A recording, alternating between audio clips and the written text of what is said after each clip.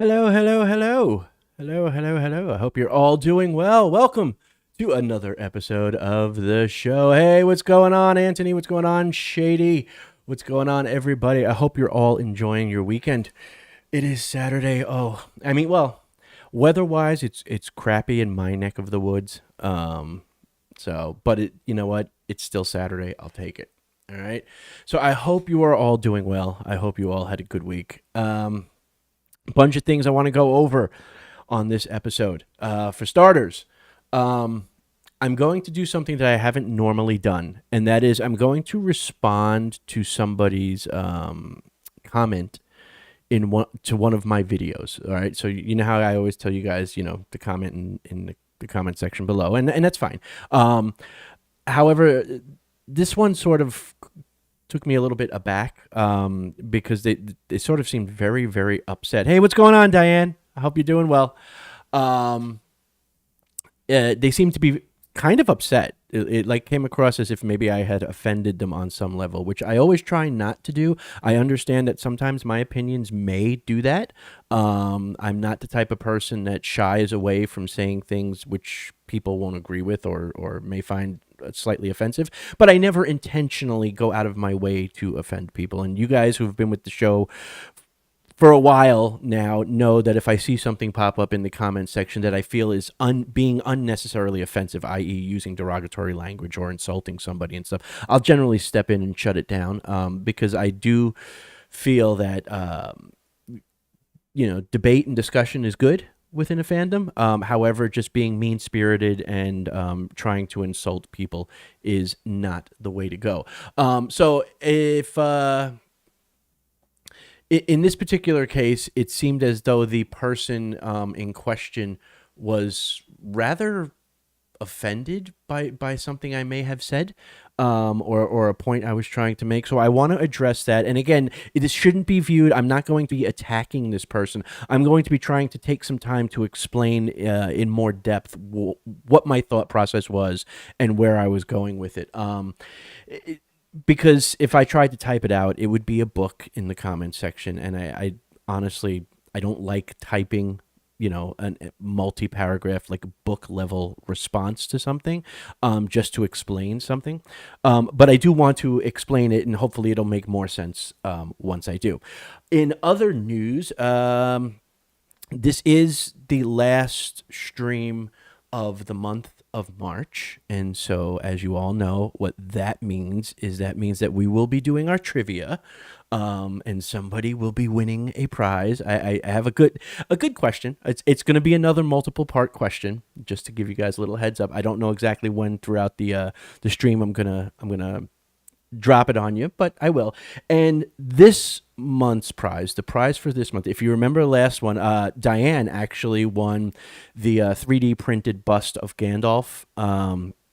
Which, of course, when I was trying to get it to her, there was like that big monster snowstorm that sort of just like jacked up like the central U.S. and like the northeastern corridor and stuff like that. So it was a slight delay, but Diane eventually got it. But that was the 3D printed bust of Gandalf. Well, this month's prize is a 3D printed bust of Saruman. Actually, it's Christopher Lee as Saruman. And the base here, as you could see, is sort of based on Orthanc. Yeah, sorry.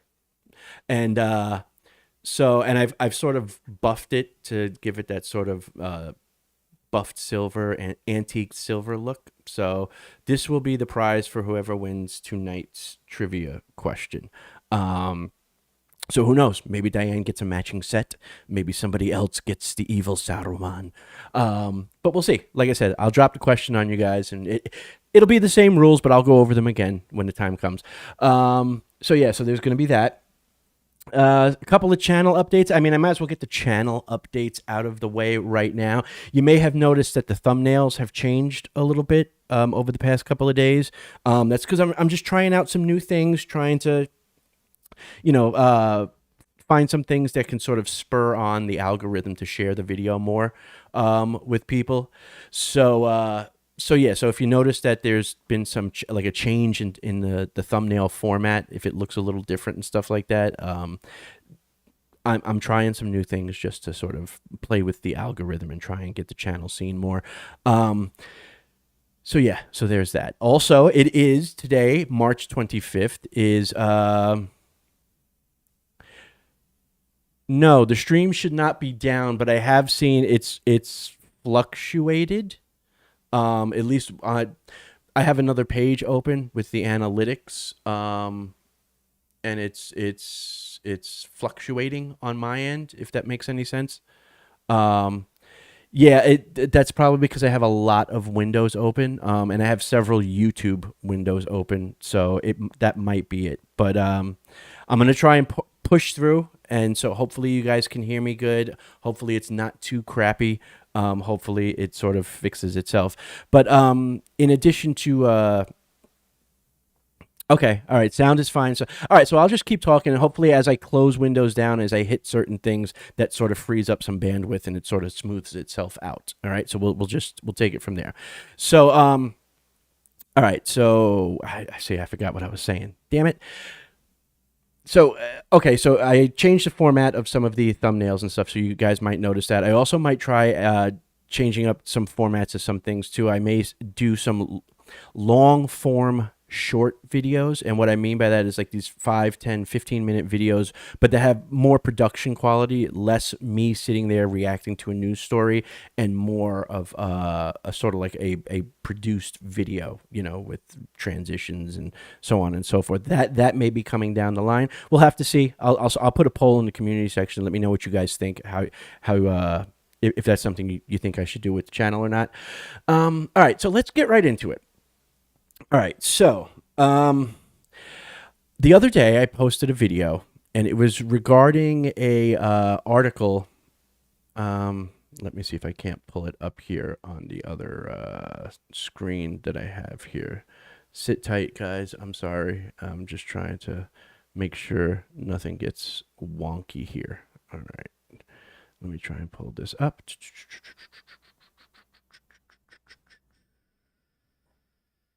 Okay, that's not it. All right. No, that's not it either. All right.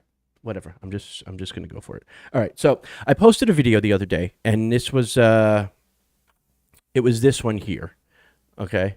And it was that video regarding Eowyn, if she was really the one that killed the Witch King or not. And it was based off of an article from CBR.com, where they essentially said that their takeaway was that no, Eowyn really was not the one that did it. It was more Merry and him stabbing the Witch King with the blade, the barrow blade that he had. Okay.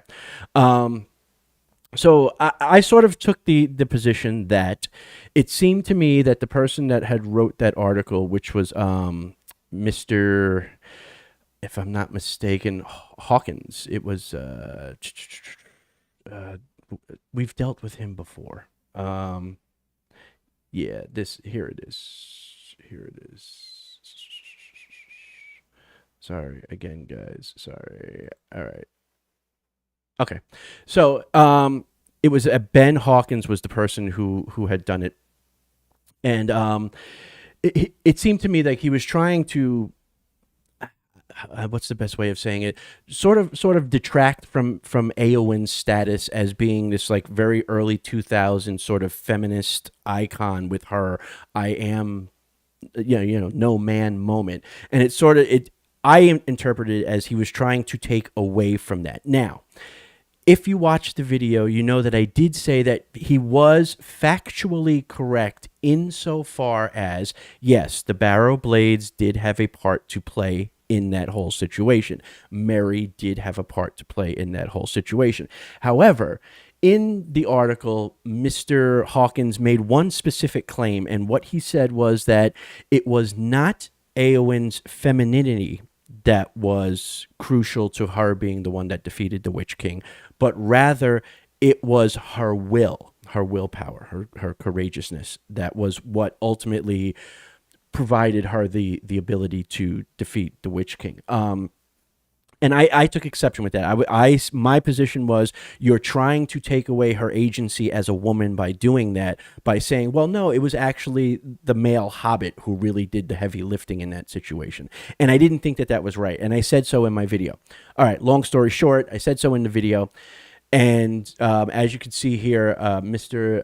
Bilbo Fraggins, right? And again, nothing against him. He was giving his opinion or her opinion. I honestly don't know. I'm going to go with the him. They were giving their opinion on my take on that situation. Okay, and let's read what he says. He says, first time seeing a video of yours. I appreciate you clicking on the video and checking it out. And while I always appreciate in-depth Tolkien content, I highly disagree with your take, and that's fine. You don't have to agree with me. I'm not, the de facto Tolkien expert or always 100% correct, right? There's been plenty of times I've been corrected in the chat or in the comment section with information. Okay, so continuing forward. Eowyn's moment was the point from an external storyline perspective, but the dagger being key is the point from an internal lore perspective. Okay, I kind of see where you're going with that. Not necessarily 100% on board. Okay, but let's continue. Most women and most men would have fled before the Witch King, so it was not her inherent womanhood that positioned her to deal the death blow, but rather her strength of character. I can't understand how you can think that it removes Eowyn's agency to think that it was not her immutable, unearned qualities which provided her victory, but rather the qualities forged of her own will.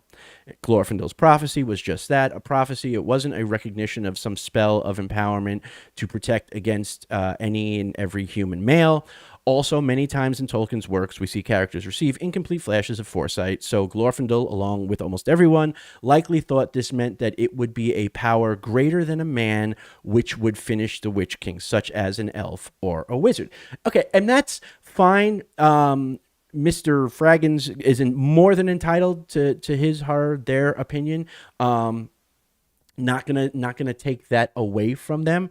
Let me just bring it back to the screen. Okay, not gonna take that away from them. They are more than entitled to that opinion and to question me on it. So let me explain what I meant when I was saying that.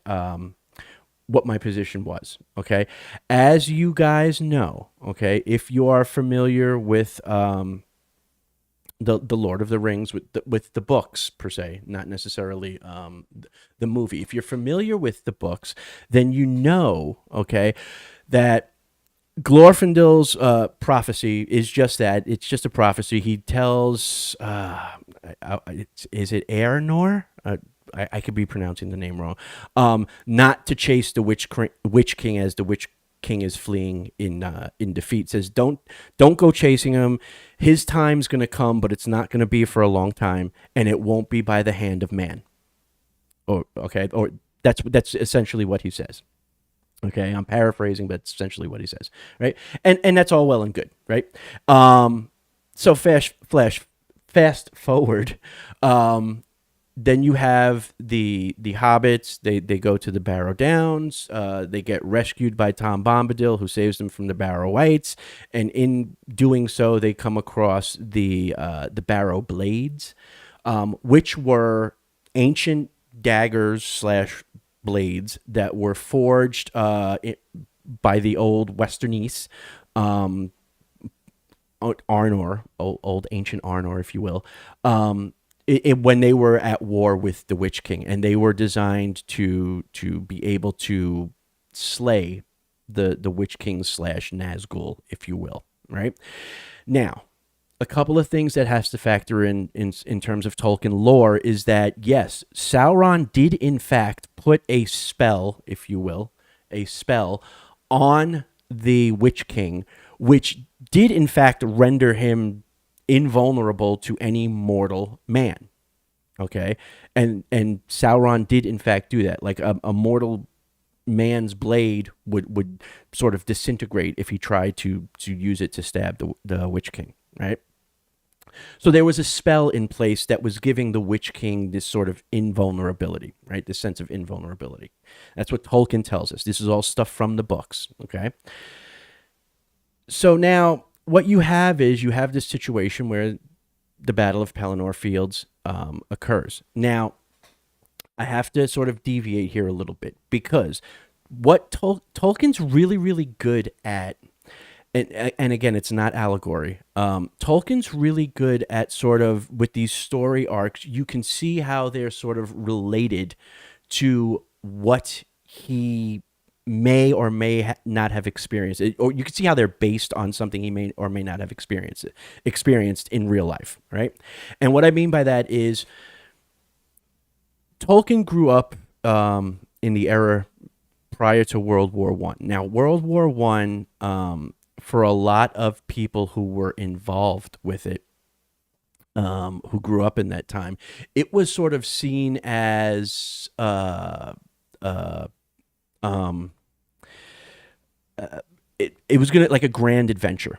Okay, that's how they sort of saw it. And you can see this if you ever watch old vintage footage from like the years leading up to the war, right? And the pre-war time. You know, people are having parades and they're having like ticker tape parades and they're marching off and singing songs. And they're you had a whole generation whose philosophy was going to be that we were going to go on this adventure, i.e., war, okay, for 6 months or so, do what we got to do, and then come back, and it would be this great adventure. We could sit around telling tales of how great we were, right?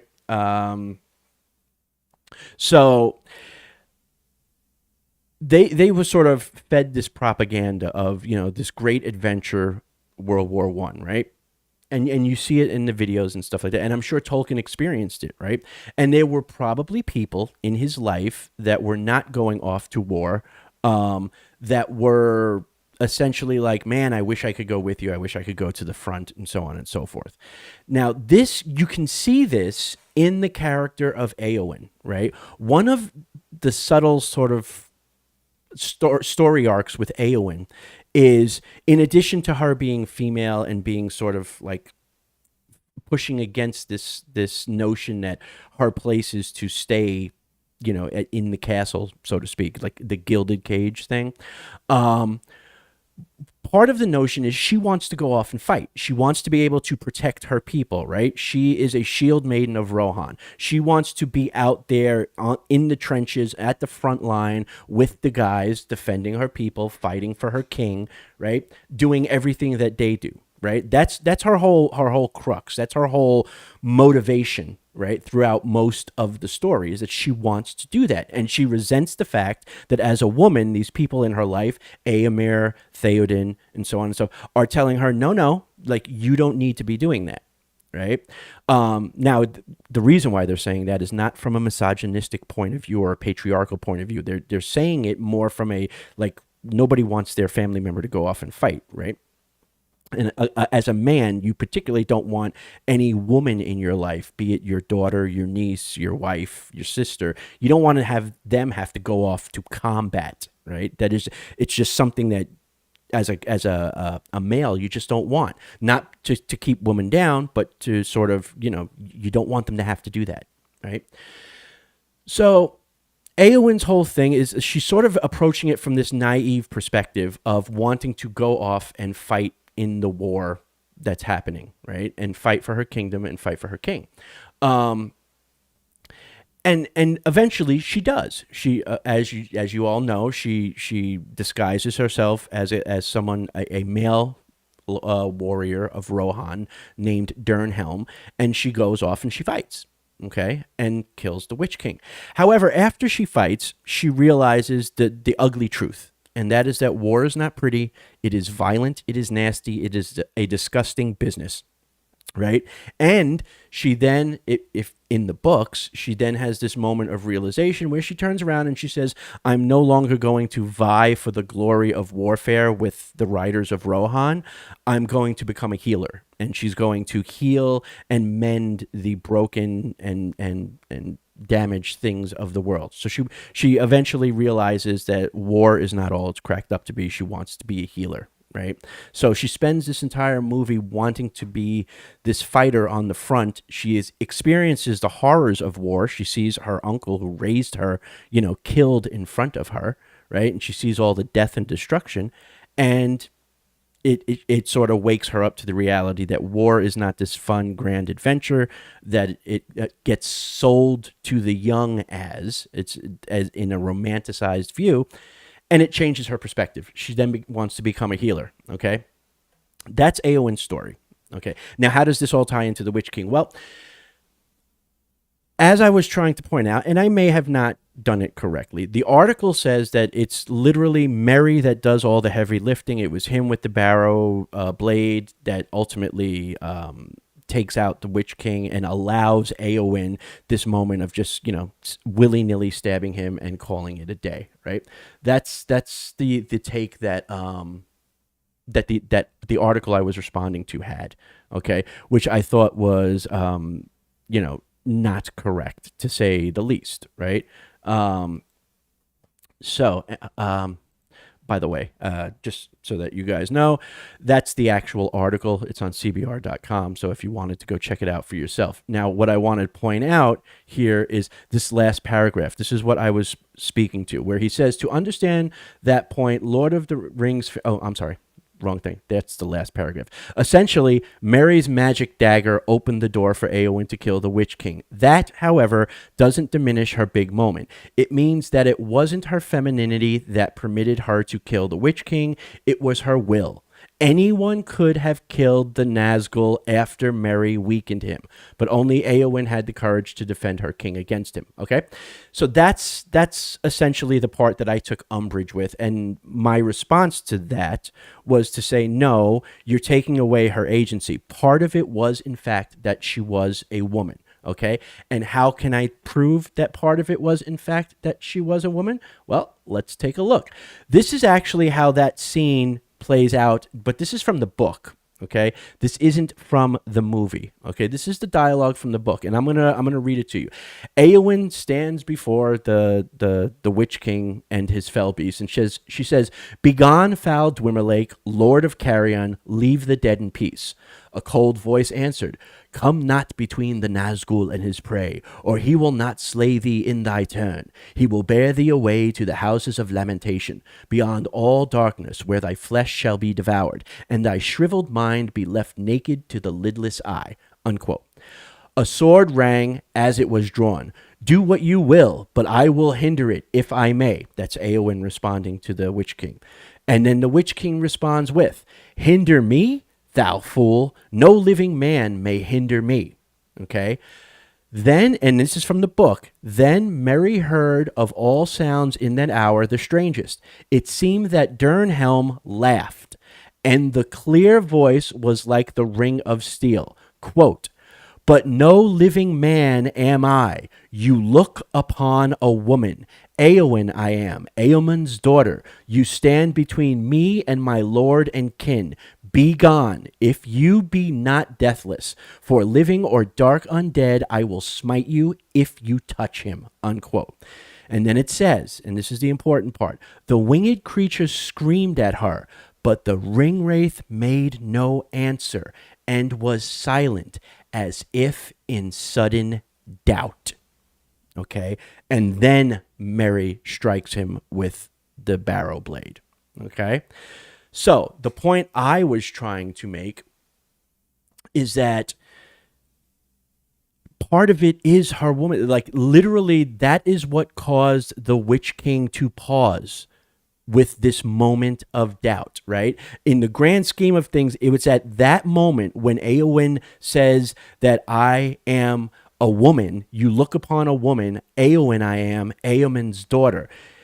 And the Witch King has that moment of doubt. It's literally, that is the literal moment where you could insert the sound, "It was at this moment the Witch King realized he fucked up." Okay? And Tolkien specifies that the Witch King was silent as if in sudden doubt. Okay? And he doesn't have Eowyn just say, "I am no man." She says, "But no living man am I. You look upon a woman." And that's what caught the Witch King off guard. Okay, because the Witch King knew that he was pretty much immune to everybody on that battlefield. Nobody was going to be able to hurt him at all because of the curse, the spell that Sauron had put on him. But Merry broke that with the dagger. But prior to Merry breaking that spell with the dagger, the Witch King had a moment of doubt because he realized while Sauron had made him invulnerable to any weapon wielded by man, he wasn't facing a man. He was facing the only woman on the battlefield. And that counted for something. And that's why Tolkien specifically points out, okay, that in that moment, he was silent as if in sudden doubt. And that's what I was trying to point out. And that's what I was trying to say, that the article is overlooking, and the article is sort of taking that away from the character of Eowyn, taking that away from the story. It was literally just basing it on what you saw in the movie. Okay. And so, I understand, Mr. Fraggins. I hope I didn't offend you. Your comment seemed like you may have taken offense to what I was saying. My point was simply that it's a lot more nuanced and it's a lot more detailed than the movie showed. Okay. And to sort of base the argument that Eowyn really didn't do much, and even if she did have something to do, it had nothing to do with her being a woman, so we shouldn't hold her up as this sort of feminist ideal or feminine ideal. To me, undercuts a key crucial point that Tolkien specifically pointed out in that scene in the book. Okay, and that is that she states, "I am a woman, you're looking upon a woman, I'm not a man," and that causes the Witch King to pause in doubt, in sudden doubt. And so I was just hoping, I just wanted to bring that up. That was my point that I was trying to make. So I hope that clarifies things now. I hope that makes a lot more sense to you, Mr. Fraggins, and I hope you could understand where I was coming from. And again, this is not any sort of attack. I just felt it was something that I needed to address directly, and I wanted to do. I didn't want to type out a book in the comment section. Anyway, so guys, how's the stream so far? I know I keep getting notifications that sometimes it's glitchy and sometimes it's better than other times. Let me know in the chat how it's going, how you guys are experiencing this, because I'm just sort of getting kind of concerned a little bit. Hold on.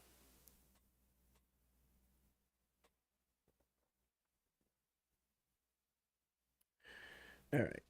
All right. So, all right. So yeah. So I hope that clears it up. I hope that makes a lot more sense to everybody. And again, if I inadvertently said something that may have struck somebody the wrong way or may have come off as somewhat offensive or slightly offensive, I do apologize. I never will go out of my way to offend somebody. I do understand that sometimes some of the things I say may be offensive or may come across as offensive or may be interpreted as offensive.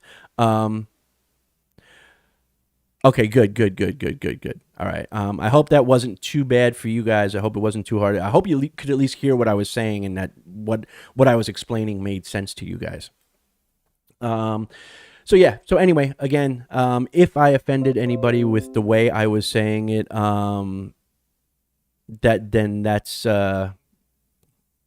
that's it. Do me a favor. If somebody can go over to the Shieldmaidens of Arda webpage and just type in the chat to come on, they can come on over to the channel. They just reached out to me. Hey, Eraserhead, what's going on, man? No worries about being late. We had some glitches anyway, so it's all good. And I'm glad the sound was fine. So yeah. So, okay, I just wanted to get that out of the way. Now that I got that out of the way, we can move on. Again, no harm, no foul to Mr. Fraggins. It just seemed like I really may have struck a nerve with him, the way he worded his response, and I wanted to address it because, again, like I said, I don't like offending people. I won't do it intentionally. I understand sometimes it's just the nature of the beast. I will say things that people aren't going to agree with, and I get it, and that's just the way it is. But if something may have been misinterpreted and come across the wrong way, I at least like to clear it up. Then if you want to hate me and at least you understand where I'm coming from, that's fine. You can still hate me. I don't care. But I don't want you to have the wrong impression. So anyway, that's all. I just wanted to clear that up. So now that that's out of the way, that's like 30 minutes of me trying to explain. All right. One of the other things I wanted to bring up is Shady J has a merch store in relation that's tied to her book, The Knights of Temuin. Okay, I should move over more this way, right? Like that way, because because I was kind of like drifting into the chat here. All right, so I should move over this way a little bit more. So Shady J has opened a store for merch that is related to the book, her Knights of Temuin book. So let's check that out. I'm gonna bring that up right now. So there you go. That's Shady J's store right there. Hold on. Let me sort of make it look on. There we go. And that's over on redbubble.com. Now you'll see a lot of this stuff is listed as the Vale collection, right? Vale landscapes, Vale wildlife, Vale wizards and stuff. That's because for those of you who may not know, Shady J's book is set, the world it's set in, like how Middle Earth is the continent, but Arda is the world. Temuin is the continent in Shady J's book, and the Vale is what they refer to, like the planet, like how you would say Earth. It's Vale. Okay, so when you see Vale collection, Vale landscape, Vale wildflowers, that's what that's referencing. Okay, so it's tied into her book, and she's got a lot of cool stuff, a lot of cool art. I've been sort of helping behind the scenes with her a little bit, but most of this is her art. Okay, so that's cool. She's got all sorts of like fauna and flora from the Vale. Some really cool fantasy like type stuff and stuff like that. That's really really cool. So yeah, so if you guys want, the link will be in the description to the video. If you guys want to check that out and support her with that, she's got cool stuff. I think I may just wind up getting that as like, you know, my travel coffee mug for going to work. I like that image. But yeah, so that's Shady J's store over on Redbubble. It's got some really nice. She's got a ton of artwork. Okay, and then that's her down there at the bottom. I will let you guys go check that out. But yeah, I would definitely highly recommend it. She's got a lot of really cool, really unique art stuff there. So definitely go check that out. All right. So, whew, all right. I feel like I'm low on energy here. Like, whew. All right. What else? What else do we have here? Yeah, I like the smiley face for the yes, I was hawking your wares. um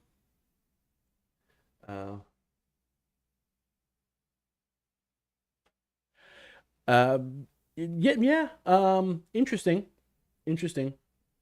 Yeah, no, definitely go check out her thing. That's her down in the little picture description there and stuff like that. So you can help support Shady J in her book. Um, oh, okay, yeah, she changed it. Thanks. Okay, now I look like an idiot because I'm over here telling people, yeah, no, that's it and stuff like that, and you changed it. Nice. Um, but yeah, go check out her store and show some love for the world of Vale and the Knights of Temuin. Um, so there you go. All right, all right. So all right. Now that I've gotten that out of the way, hopefully I've put the Eowyn debacle to rest. And again, that it is what it is. All right, let's get to the trivia question. Okay, the trivia question, folks. We're doing the trivia question. Okay, I gotta hide. Sorry, I'm like, I wrote things down this time. Okay. Okay, here we go. Here we go. Sorry, I'm just being sort of goofy. All right, it's trivia time. Now, as always, let me explain how the trivia works. Okay. Oops. I don't want to do that. Don't want to do that. All right, trivia works as follows. Okay, I'm going to put forth a question. Okay, and as you guys know, it can either be a single question, or it can be a multi-part question. Okay, I will tell you right now, today's question, like last month's, is multi-part. Okay, so it's a multi-part question. Here's the thing. If you have the answer or know the answer or you go and research the answer, which I'm sure people are going to do not put it in the chat. If you put it in the chat, then basically you render the whole thing kind of pointless. And then I'll maybe have to do another one next weekend. But basically it would mean that it's kind of pointless for tonight, right? So do not answer in the chat, please. What I would like you to do is, if you have the answers to this question, email them to me. Okay. My email address is as follows: Cutter, Cutterone. So it's Cutter1, right? At gmail.com. That's it. Straightforward. Cutter1, spelled out, all one word, at gmail.com. Okay.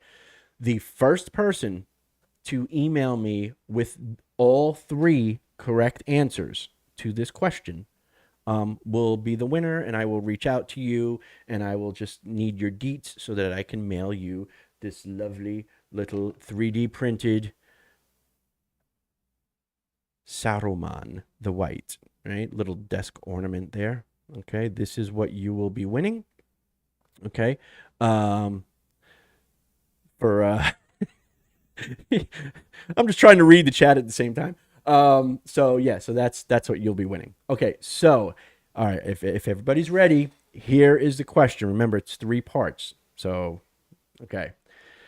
The first part of the question is the following: What is the name of King Theoden's sword in Lord of the Rings? What is the name of Theoden's sword in Lord of the Rings?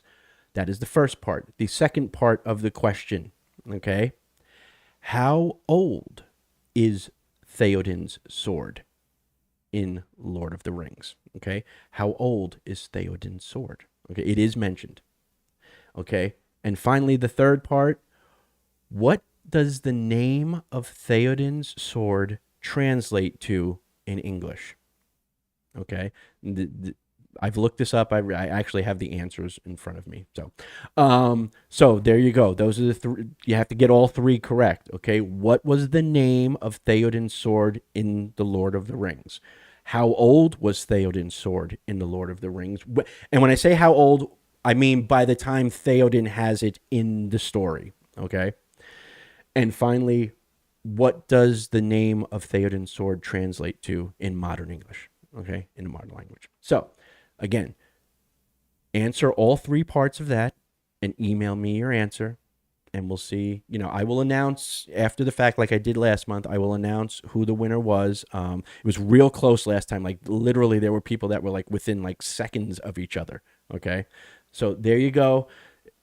You have to get all 3 parts right. If you get like the first 2, but then the last one you don't, it's not going to count. I'm sorry.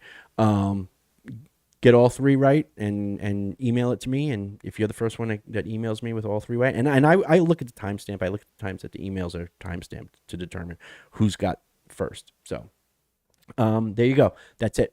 That's the question. So, all right. Good luck. And like I said, whoever wins, you will have Saruman the White showing up to your home.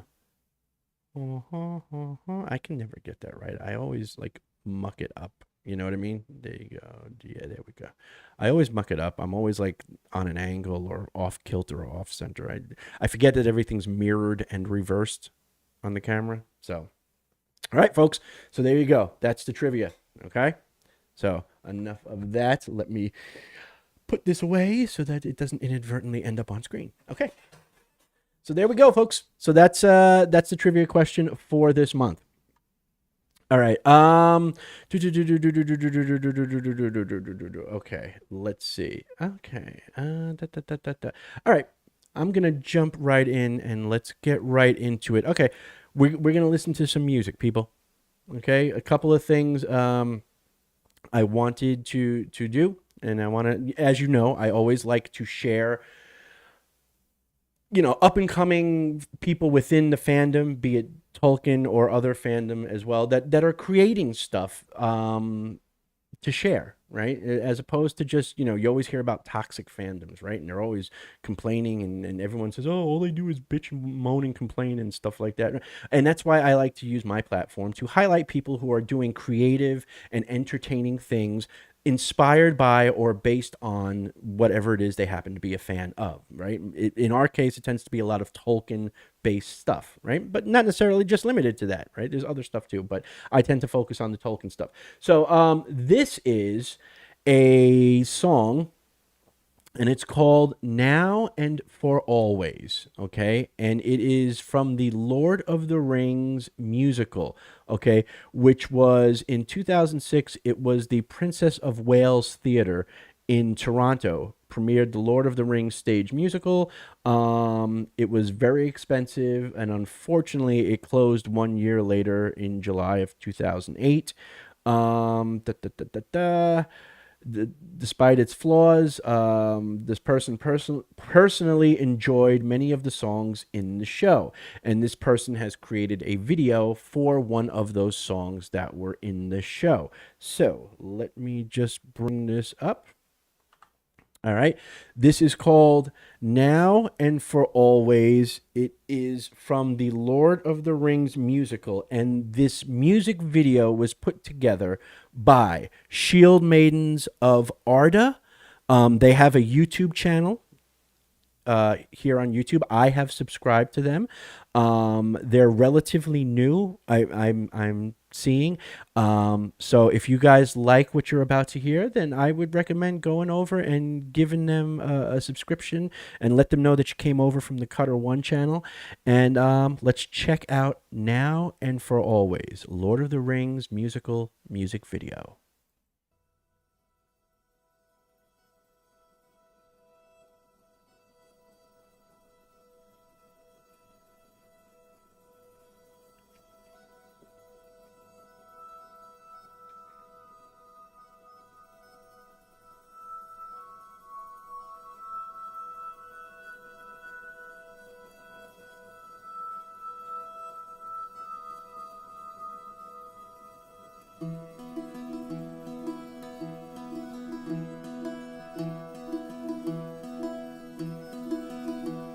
Sing me a story of heroes of the Shire, muddling through, brave and true, stubborn as bindweed and tough as old briar, never too showy or grand. Year after year they persevere, now and for always. Harfoot supplanted and Storfolk who plowed, bred to endure, slow but sure. Fala-high blood in your veins makes you proud, sturdy and steady they stand, true to their aim to stay the same, now and for always. Sit by the firelight's glow, tell us an old tale we know, tell of adventures strange and rare, never to change, ever to share. Stories we tell will cast their spell, now and for always.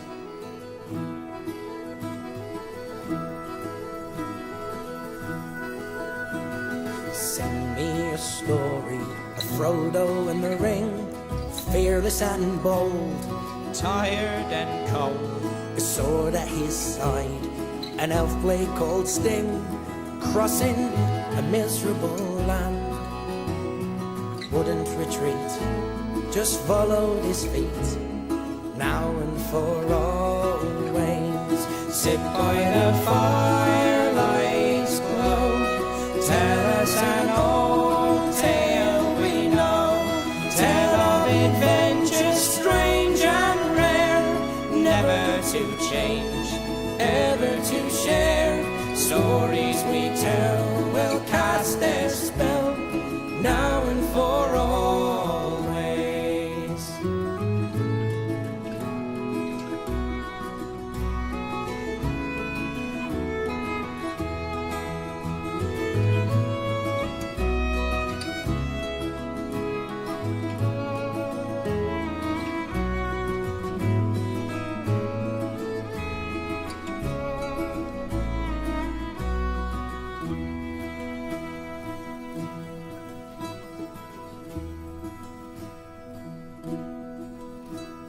Sing me a tale of the bravest of them all, comrade and guide at my side, stout-hearted Sam who wouldn't let me fall, holding my life in his hand. True to the end, no finer friend, now and for always. Sit by the firelight's glow, tell us an old tale we know, tell of adventures strange and rare, never to change, ever to share.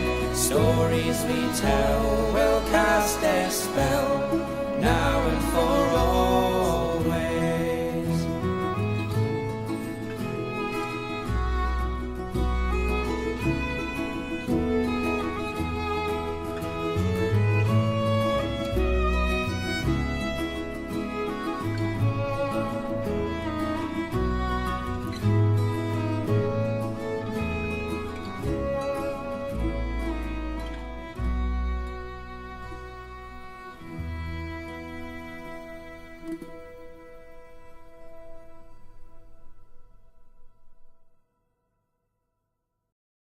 All right. That was Now and for Always from the Lord of the Rings musical. That was from the Princess of Wales Theatre in Toronto from March of 2006 to July of 2008. And that music video was created by the Shieldmaidens of Arda YouTube channel. So go check them out. I thought it was kind of cool. I loved it. I loved the cinematography. As a filmmaker, I thought the cinematography was great. To answer your question, Trey, one, glad you're here. Don't worry about being late. Number two, I haven't checked yet. I don't know if I've been emailed yet with the answers yet. So I will let you guys know after the live stream. Okay. Having said that, go check them out. Go check out their YouTube channel. It's Shieldmaidens of Arda. Literally that video for Now and for Always was literally posted only 8 hours ago. Okay. Sure, if you would like, I can repeat the questions. All right, for those who may be showing up late, here are the trivia questions for those who are joining late. And again, I haven't checked yet. I won't check till after the live stream as to, the current status. Question, it's a 3-part question, okay? And remember to email me your responses. And you can email me at cutter1@gmail.com. Shady, if you could put my email into the chat there in case anybody needs it. It's cutter1, all one word, all spelled out, right, at gmail.com. Okay, so email me the answers. Do not put them in the chat. Okay, the questions were, part 1, what is the name of King Theoden's sword in Lord of the Rings? That is part 1. What was the name of Theoden's sword? Part 2 is, how old is Theoden's sword in The Lord of the Rings? So in other words, in the books, when we meet Theoden and Eowyn and Eomer and stuff like that, and he gets the sword, okay, how old is it at that time? It is something that is mentioned, okay? And finally, part 3, what does the name of Theoden's sword translate to in modern English? Okay, there is a translation for what it means. It's not just like a gobbledygook name. It actually has a name that translates, Tolkien being the professor of linguistics, it actually translates to English, modern English words. So that's the questions. What was the name of Theoden's sword? How old was Theoden's sword? And what does Theoden's sword's name translate to in modern English? So for those of you who are showing up late, if you know the answers to those questions, email them to me. Don't put them in the chat. All right. So hopefully everybody is up to speed at this point. All right. And like I said, I will check once the stream is done. I will check as to what the status of who may have won. All right. So anyway, Shieldmaidens of Arda, definitely go check them out. Give them a subscription if you're interested. Give them a like at the very least. Go check them out. I checked out their channel earlier in the day today, and I like it. I subscribe to them. Right? So good stuff. It's really good stuff. And I like the editing. I like the pacing of the video that they did there. I thought it was really done well. And so, yeah, I would highly recommend you go check them out and go give them a like and let them know that you came over from the Cutter One channel. And maybe we could forge some bonds, and like sort of build this community like that I'm always talking about. All right. So that is that. I'm just trying to keep track of time. I don't want things to sort of drag. All right. Okay. I want to listen to some more music. Yes, the cinematography was really great. I especially like that one last scene, that panning shot of the sun and through the fog and the trees. As a cinematographer, as somebody who's looked through many an eyepiece of a camera, those are the moments you look for. And so the fact that they did that, that was impressive to me. I really, really liked it. So anyway, all right. So this next piece of music is something we actually were going to do last week. But because things sort of got a little hectic and a little crazy last week, we didn't actually get to these guys, to this particular video. It's a little bit longer, so I want to get to it right away, because we are sort of coming up towards the 1 hour mark here on the stream. But this is the Lord of the Rings Epic Orchestral cover, and this is from Parademics. That's Parademics. They have a YouTube channel. And you can check them out. Lots of music stuff. And this is one we were supposed to do last week, but unfortunately it sort of got pushed to the side. So I wanted to come back and hit it this week. So let's check these folks out here. Let me bring this up here. All right. And I'm going to hit play and let's see what they're all about.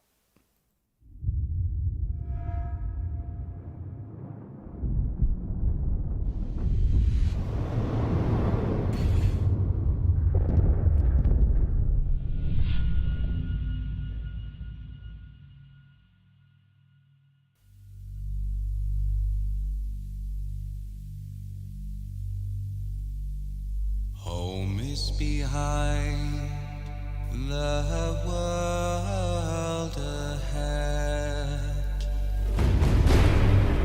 and there are many paths to tread,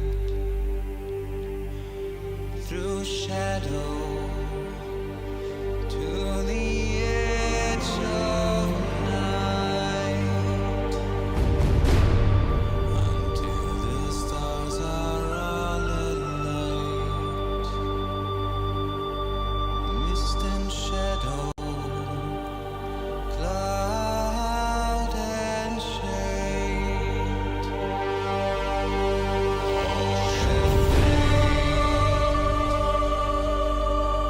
Yes, it is. all shall fade.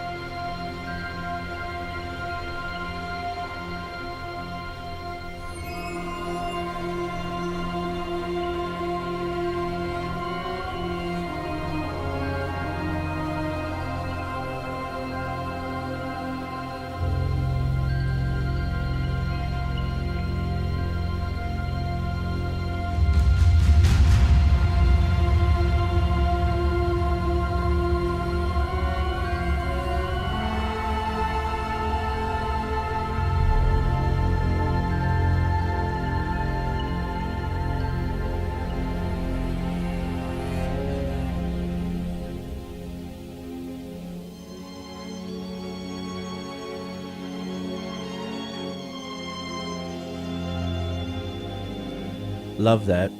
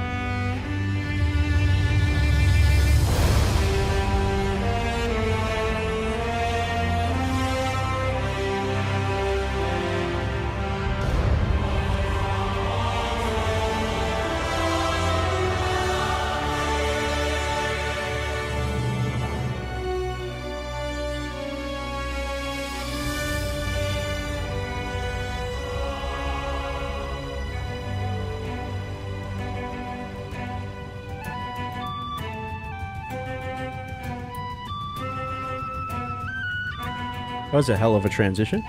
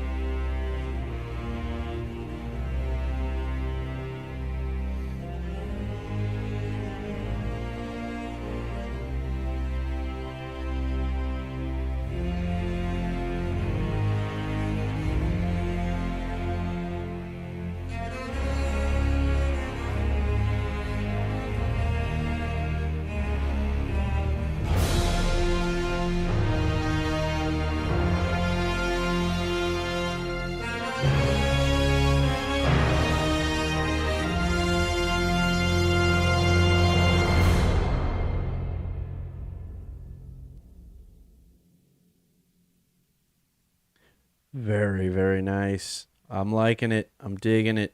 I am digging it. That was awesome. That was awesome.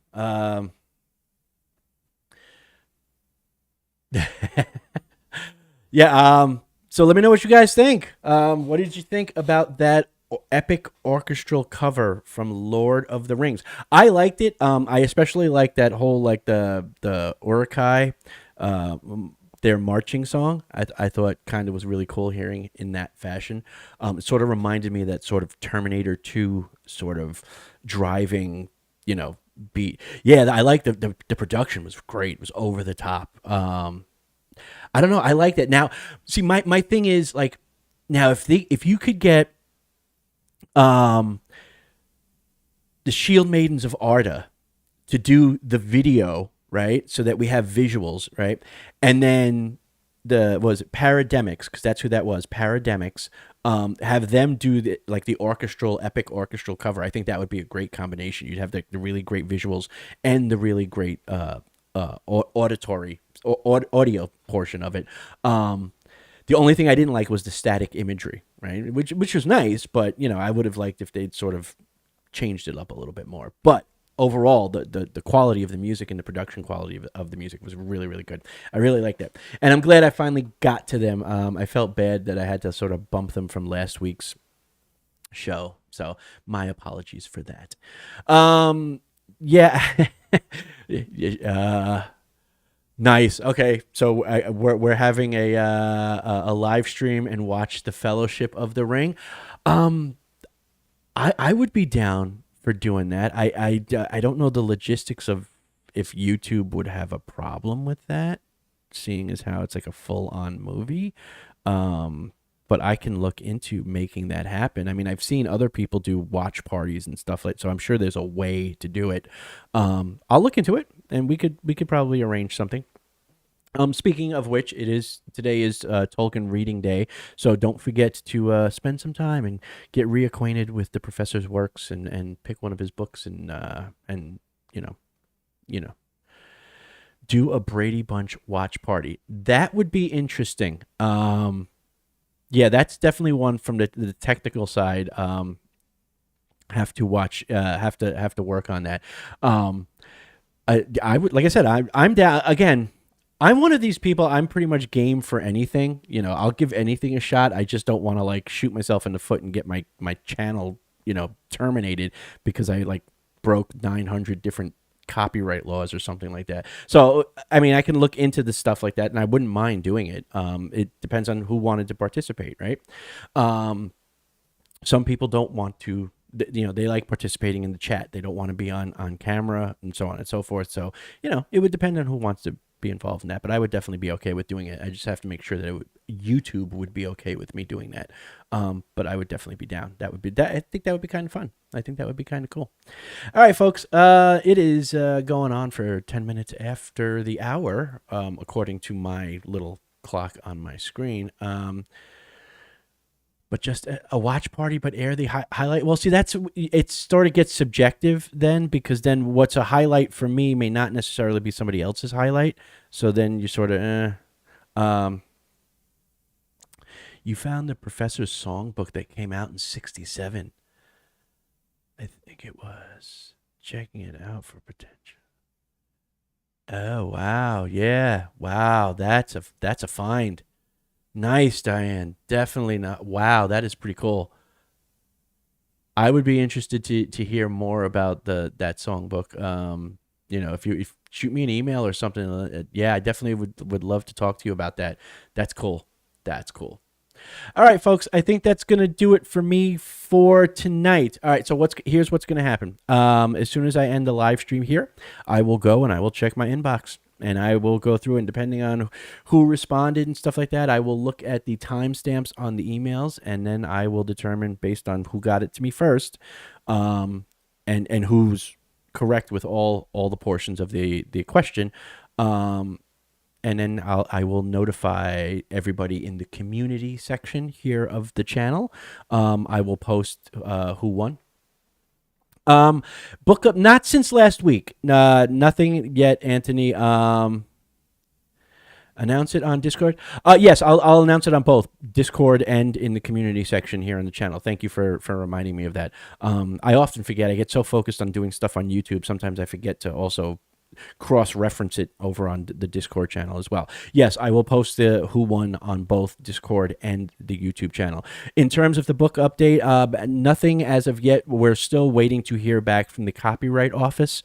Things move at the pace of government. So when dealing with the government, they say it could take a couple of weeks to hear back from the Copyright Office. So that's currently where we're at. We're in a holding pattern, waiting to get back the confirmation that the copyright has been secured for the book, and then it's moving on to the editing process, and then finally moving on to the publishing process. So we're almost there. At this point, we're just waiting on the United States government to do its thing. And as soon as that changes and there's any update, obviously myself and Shady J will let everybody know. So, all right. So I will go check on who won this monthly trivia contest for this show, for this episode, for this month, and I will post it both in the community section and in the Discord channel as well. I'll also probably I want to do a poll. Like I said, I want to find out what are some other kinds of videos you guys would like to see here on the channel, right? And I was mentioning this earlier, so some of you may have shown up late. In terms of like I said, sort of long form videos, more documentary, sort of narration, voiceover type stuff.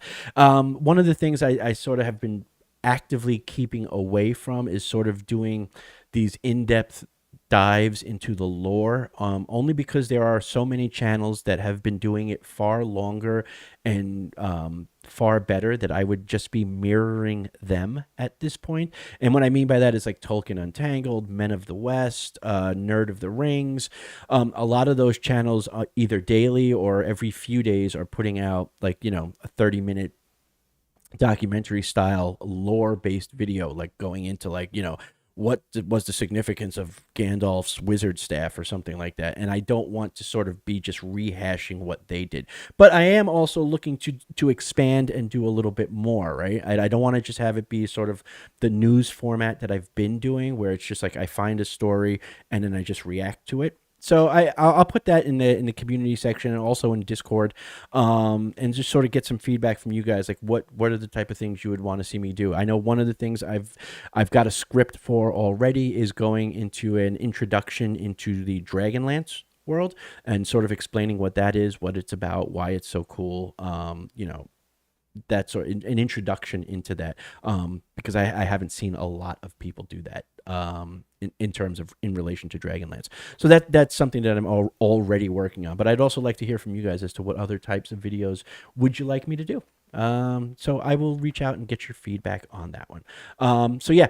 All right, guys, that's going to do it for this one. As always, thank you everybody who joined in on the live stream and took the time out of your evening to spend some time on this Tolkien Reading Day 2023.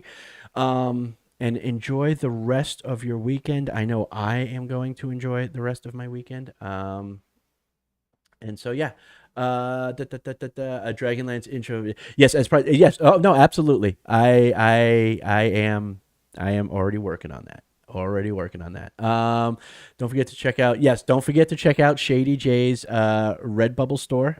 Show some love for her and the work that she's putting in. She's putting in a ton of work, man. Like you guys don't even know. You guys don't even know how many hours I see that girl sitting in front of that computer, just like coffee in one hand, like bloodshot eyes staring at computer screen, just like forging ahead and keeping the momentum. So show some love for Shady J in her project, The Knights of Temuin and the World of Vale. Okay. The Crimson Born trilogy. Yes, Dragonlance video is in the works, but I want to expand on that. So I need some feedback from you guys. I want to give you what you want. All right, guys. Yes, have a good evening, everybody, and have a good morning for those of you who are on the other side of the world. And try to get some rest and enjoy the rest of your day. I'm going to chill out, probably throw on Fellowship of the Ring and kick back with a coffee or something like that. All right, folks, that's going to do it for me. As always, remember to be good, be awesome, be safe, but more importantly, stay more dorkish. Have a good one, everybody. Peace.